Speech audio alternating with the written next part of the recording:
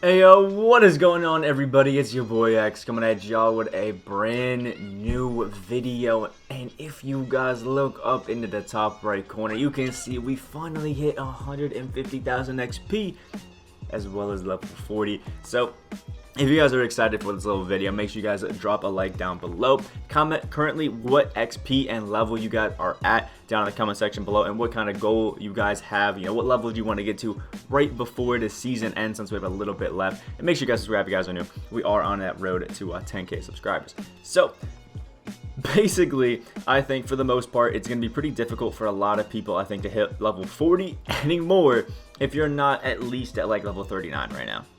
Like level 38, 39, I think is like the max. 38 is a big push of like over 15k XP a day. Like it is still possible if you're level 38, but it's going to be a hell of a grind working all day on 2k XP challenges. So I wouldn't say I recommend it, but it's definitely possible. And then level 39, I still think easily you can do it. I got 15, almost 16k XP yesterday to make sure that I would get Blake Griffin. So it's definitely possible. And as you guys can see, we'll go over here and throw Blake into a lineup real quick as a power forward. There he is, a wonderful, beautiful Blake Griffin. Honestly, have not used the card in a single game yet, as you guys can see. I'm just excited to have him and know that this level 40 is done. But we're going to go over every single kind of challenge that I did, as well as talk about, well, I guess tomorrow we'll be talking about all the things you have to get done before the season ends. So when it comes to Blake Griffin, obviously now you have only 2 days, 6 minutes, and 20 some odd seconds, as you guys can see, to finish this up before it leaves. And we can go down to all of the actual fully completed challenges, and these are things that I want to stress that you guys should do before it ends. The unlimited, the triple threat online, and the triple threat offline challenges. You can see that they all will be leaving in about 2 days, right when the season ends at Wednesday at 11 a.m. I think it is Eastern. They will be going away, which is pretty tough. So what you're going to want to do is get 100 TT offline wins. If you haven't done it yet, make sure you go ahead and do it. Get yourself that Sharif Abdul-Rahim, the Roy Hibbert, and the Derek Harper. Play your triple threat online to get your Charlie Ward, Ron Cycli, and Katino Mobley. And make sure, this is the big one, make sure you go and do unlimited and get yourself the Rod Strickland, LaMarcus Aldridge, and Chris Mullin. This Chris Mullin is an absolute demon. Anybody that's used the card, including myself, knows that this Chris Mullin is just insane. This LaMarcus Aldridge is a great kind of stretch 5, I think, for a lot of people as well. So make sure you pick up this LaMarcus Aldridge and this Chris Mullin and just crank out those last unlimited wins that you have. It's definitely possible. I did mine over 2 days, 10 each day, really easy. And you have some XP challenges you can go with it if you want to do it. But you can see with that, some of the XP challenges that I did finish were the unlimited challenges. Made sure I got all 20 and went through and finished all of the challenges in unlimited. Made sure I finished all of the TTO challenges and made sure I did all of them in unlimited. Took a little bit of time. And then the offline ones, these ones are really easy to complete and kind of crank out just because it's all offline grinding. So really nice and easy. If I had to give you some tips for things like the Sharif Abdul-Rahim rebounds, I think he has some. Yeah, right there, is make sure that Sharif is the tallest player on your triple threat lineup. That way, I think he's like 6'7". Make sure that nobody is above 6'7". Make sure you have like a PG and like a small shooting guard. That way, Sharif is the tallest player on the court, and he's more likely to get rebounds, and then it can go just a little bit quicker. Also finished up all of the 2K cover athletes. This one was really easy. A nice bit of XP that you can get for a relatively small amount of time. And you get like 5 tokens off it, which is fine. You guys can see we're at 913 tokens right now, which is beautiful from cranking out a lot of these. The NBA draft challenges as well. Alexi, something like that. We went out and finished some of his challenges for some of the last ones. Nice, quick, easy, cool. Don't really recommend doing this because it's just a deluxe league pack award.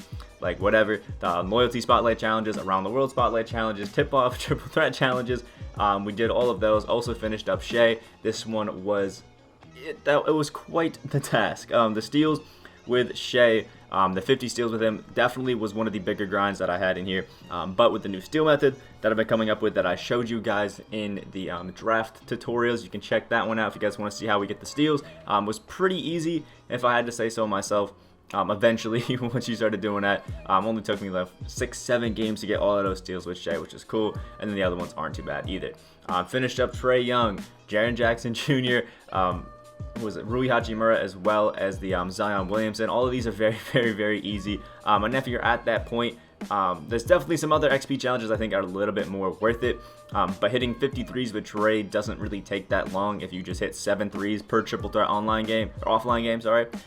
That's still pretty easy. Same with a lot of these Shea ones. Very easy. Get a lot of the weekly ones. You guys can see we went through and cranked them all out. I always tell you guys, make sure you get to the last page on a lot of these. I forget which one it is on some of them. It has the 5 triple threat online and offline games. Maybe I never. Here we go. 5 triple threat offline and online wins.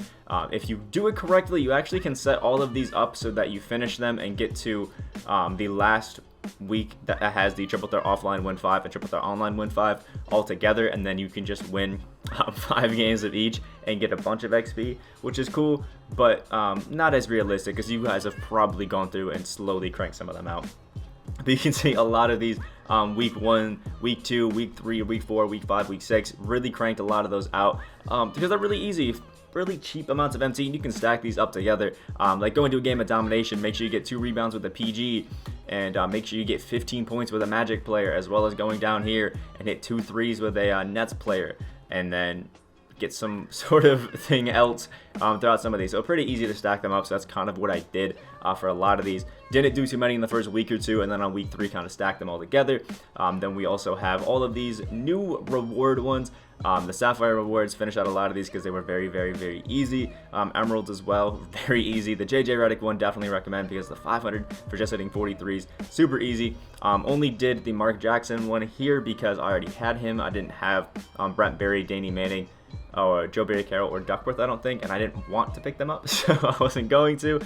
Did the Freddie and Collins because I already had those, but Joakim Noah, there's no way I was spending like 30 tokens for that booty card. Wasn't going to happen, but I did have Lou Hudson from the gameplay, so I got 45 quick threes with him as well. Nice and easy, super fun. But it wasn't too bad. Halloween event, if you guys got some of these, it was a really easy way to get some challenges, but we only did the ones for Rozier because that's all we got. More spotlight ones. This one I just didn't do the last challenge with Dantley or the Wizards spotlight challenge. Duncan Robinson and Luka, didn't want to touch those because both of those cards are just booty cheeks. So last week 6 and week 4s. So now when it comes to the actual, I guess, things that you had to pay for, we have a lot of the, Flash 2 did a lot, and I mean a lot of these. Basically, I did most of the lower end cards and kind of skipped out on some other ones or some online challenges that I didn't want to do. Like I skipped out on Gilbert because still was over 100k, and just other cards that I felt like I could do a little bit easier. A block in triple threat online, I thought I got it with AK and then I sold him, so I was a little upset when I realized I didn't. Some of these beginning ones only really did them just because they were the best ones to do at the time. Didn't really do anything outside of that. The possessed ones were some really nice MT out of here, but didn't do any of the original owner things because I just didn't open any packs. I didn't do any original owners for any of them, by the way. Just let that be known. And no reward cards either, so that's why we were a bit behind. No T-Mac, none of the possessed Halloween cards. Idol series, Grant Hill, did a lot of these with all the lower end cards. It's really good up there. The Westbrook ones was beautiful, a lot of XP for Westbrook. Again, it didn't do the Korver free throws, guys. Didn't want to load to a domination game or an unlimited with Korver because he got no defense. Didn't do the double any more unlimited things there. Also didn't get Zion because he's just way too expensive. The NBA draft didn't do Cam Reddish, but thinking about doing the little workaround to get him, we'll have to see, but I haven't done it yet. Glenn Robinson was great. AD, didn't do him. Luka, also sold my Luka, 1 layup away from finishing off the XP challenge. So one thing I can tell you guys, make sure you double check before you sell the cards that you've done your challenges, because you guys saw twice I had 2 challenges that I thought I finished and sold the card, and I didn't actually finish the challenge, and I was not picking up Luka again for like 100k just to get 1 layup and lose more MT. So just make sure you double check it, and if you have any original owner cards, make sure you do these challenges before you sell them or put them in the auction house and lose that original owner. Make sure you guys do those. The Dunker set, didn't do Desmond Mason because it wasn't a lot of XP for him, and didn't do John Wall because I think if we go and look, John Wall is not one that I recommend because John Wall, I don't even think there's that many on the auction house. Very few. So he goes for a lot of MT, and I really just don't think he's worth it. So not one that I recommend. International, I didn't do Peja because Peja is booty and I just didn't feel like doing it. Team up, didn't get Ray Allen because Ray Allen is like consistently like 170k, just way too much MT to spend to pick up 1 card for some easy challenges. Loyalty, we did everybody except for Havlicek free throws and Udonis Haslam's dunks, because I was not going to spend time dunking with Udonis Haslam. But basically wanted to show you guys that there's a lot of challenges you can kind of skip over if you didn't want to do them, just because there's so much MT to really get right now. You can see I skipped the unlimited with Jokic, but did the other 2 challenges. Didn't lock in any of the sets for any of the reward cards. Didn't do any of the original owner cards at all. Just did all of the ones that I really could off free MT and things like that, and was really able to crank out a lot of them. If there's some challenges that you guys haven't done, or you're really trying to work up to some other level on whatever XP you're at right now, ones that I would really recommend doing is go through this NBA draft set, because very, very simple challenges you guys can get done that give you some really quick stuff, like evolve an Emerald player to Sapphire. Like with one of them, Anthony Edwards, get 15 points in a triple threat online game, and boom, evo him, and you have that 200 XP done. Luka, if you have a little bit more MT, I think was pretty easy. Same with Glenn Robinson. Ben Simmons was a little bit harder though because of the steals. But you can see some of these smaller ones, like getting 30 rebounds with Onyeka Okongwu was 600 XP, like for 30 rebounds. Easy. 5 dunks in a game with Wiseman, as well as 30 rebounds with Wiseman, and 750 XP right there. Like, there's just so many nice little MT amounts that you guys can get from a lot of these. So do those really quick. And you can sometimes get multiples in a game. Like, you can get 10 assists with Killian Hayes by just passing to RJ Hampton for his 8 layups. Nice and easy, like doesn't really take that long. And then after that, you can use Tyrese Halliburton to get assists to Okoro's dunks. Nice and easy, and just stack multiple ones. And also the sleeper set gives you a lot of really good XP right now as well. So definitely check that one out and see if you can do it, because again, some pretty simple ones, just shooting a lot of threes, getting some rebounds and things like that, and you can finish them up. And don't forget to get some XP off a lot of these spotlight challenges, because those can be pretty lucrative as well. So again, let me know what kind of XP you guys are at right now, what level and what you're doing. This is what I had to go through and what I had to complete to get to level 40 and get Blake Griffin. Again, I think if you guys are like level 38, it's possible, but a big grind. Level 39, you can definitely do it in the next 2 days.